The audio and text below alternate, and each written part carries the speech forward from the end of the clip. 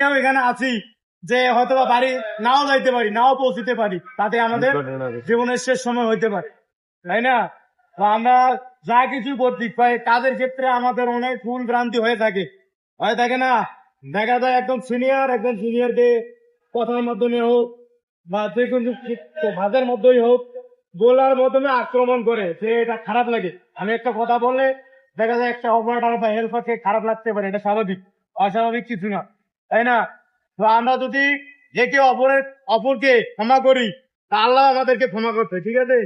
আমরা যদি কারো কাছে ভুল ভ্রান্তি করে থাকি, তোমরা আমাদেরকে ক্ষমা করবে, আমরা তোমাদেরকে ক্ষমা করবো, ঠিক আছে? আমাদের আমাদের টার্গেট কর্মক্ষেত্রে প্রত্যেকেরই একটা লক্ষ্য আছে, উদ্দেশ্য আছে।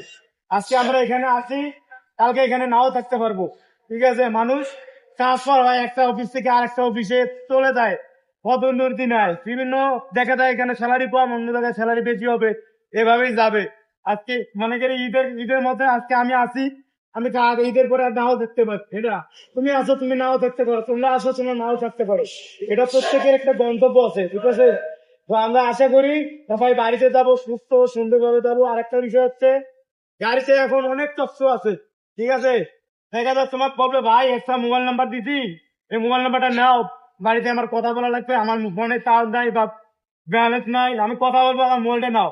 তুমি মোবাইলটা নেওয়ার মধ্যে দেখতে পারবো তোমার নিঃশ্বাসের সাথে এমন একটা বায়ু দূষণ হয়ে যাবে, সে এমন ম্যাটেরিয়াল ইউজ করে, কেমিক্যাল ইউজ করে, যেটার মাধ্যমে যে লোকটা তোমাকে দেবে নাম্বারটা, ওই লোকের আওতায় তুমি চলে যাবা।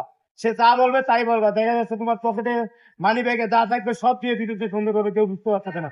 তো আমরা এটা সবাই জানি, অনলাইনে অনেক দেখতেছি, এই বিষয়গুলোর থেকে আমরা সাবধান থাকবো, সতর্ক থাকবো, সুন্দরভাবে বাবা মার কাছে যাবো। বাবা মার আমাদের পক্ষ থেকে বাবা মাকে সালাম পৌঁছে দেবে, যে আমাদের বড় ভাইয়া সালাম পৌঁছে দেবে, সুন্দরভাবে ঈদ করবে, এটাই আশা করি, এটাই